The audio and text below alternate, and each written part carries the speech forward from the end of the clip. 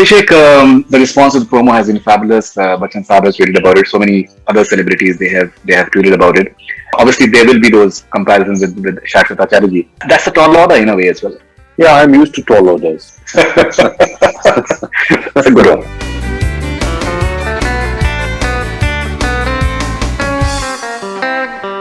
Bunty Aur Babli-2 has just come, and people are invariably talking about Bunty Aur Babli-1. Bunty Aur Babli is made by very dear friends of mine. It's a very important film in my filmography, and I wish them all the best.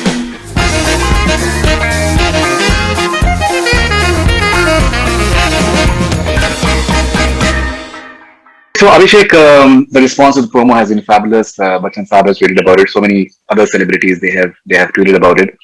But obviously there will be those comparisons with Shahryar Acharya. I still remember when Kahani came. I actually went to Kolkata and I did his interview, and I met him at a studio in Kolkata. And so that's a tall order in a way as well. Yeah, I'm used to tall orders. That's a good one. So, what's unique about Bob Biswas, which was very nice for me as an actor, is because, as you've seen in the trailer, we meet Bob in this film, and he's coming out of a years in coma, and when he comes out of coma, he doesn't remember anything. So therein lay a situation where we got to create a new Bob. So what was nice is we approached it, Sujoy as the writer, Dia the director, and I, when we were doing the characterization, we approached it as a fresh, unique, standalone film. Right. Yes, for ease of association, we say it's a spin-off story of Kahani. I've never looked upon it like that. I've always looked upon it as a standalone, unique, new film, because the character has no memory. And we got to create his world from scratch. So that is the way I approached it. I've also never been somebody who wants to overthink something. I really believe that at the end of the day, if the film is good, everybody associated will be happy and will be praised for it as they should, because it's not a singular effort.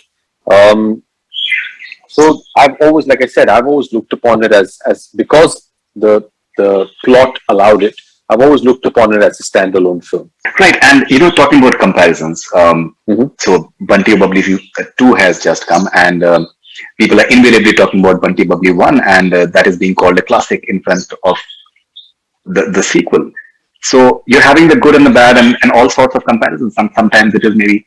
well, I think it's very natural, Faridoon, for comparisons. I think we as human beings like to just do that.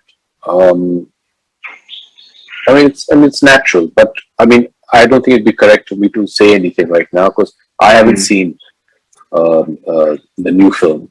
I have not seen the entire Bob Biswas either, so it would not be correct of me to say anything. But unfortunately, that's just human nature. We like to compare. It's not necessary. Everybody brings their own interpretation and brings their own how would you say, their own skill set, and that's fine, and that's it. I also like to believe that on a certain level, apart from just human nature, we in the media fraternity also like to throw these things up because it makes interesting copy as well. But I think everybody's intentions were good. Everybody's intentions are noble, and as long as that is the case, I think good luck to everyone. I wish everybody all the best. Bunty Aur Babli is made by very dear friends of mine. It's a very important film in my filmography, and I wish them all the best. I look forward to seeing the film and cheering for all of them. All right, so Chitrangada, so we just talked about the entire OTT wave that we're discussing. Now, you are an actor, I think, who's very organically suited for something of this sort, because your performances, they have always stood out irrespective of the big box office fate of those movies. Quite a few of those movies, they become these cult sort of movies, and people still watch them. People, they still refer to them. As an actor, do you find it interesting? Do you find it exciting? I think the exciting thing for actors, for writers, for directors is to be able to make the films or write the content that usually would not find the big theater release. Sometimes there's a lot of creative satisfaction in being able to make the write what you really want to tell, the stories you want to tell, which may not get so how do I say, it does not get such a wider audience, when you're talking about single screen theaters or, cinema release. So there's space for that kind of content and that kind of experimentation that you can do with your writing, with your acting, with the faces that you want to work with, where you are not really being dictated by certain business, the business of cinema. You're not getting Right. dictated by that as to Friday yeah, pressures. I guess, yeah, and the whole the business of it. So yeah, I think that way it's just really become very democratic in a lot of ways, which is very exciting.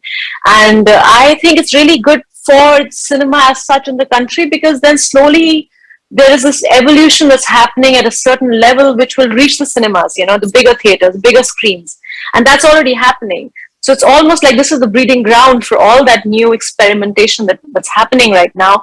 And from here, we will get better cinema. And I think that's just such an exciting thing to have happened. It's happening slowly, it's like almost in the background, there's this stuff churning, and you get these amazing faces to see. And, and also there's such a huge need for content that all of this is getting made. So everybody is getting a platform to, sort of showcase their talent, whether it's writing, acting, direction, their own take on things, And I think that's the exciting part. And then slowly and surely it'll change the bigger, the cinema that's reaching the bigger screens, and that's the evolution, I suppose. That's what we're looking at right now. We're experiencing it.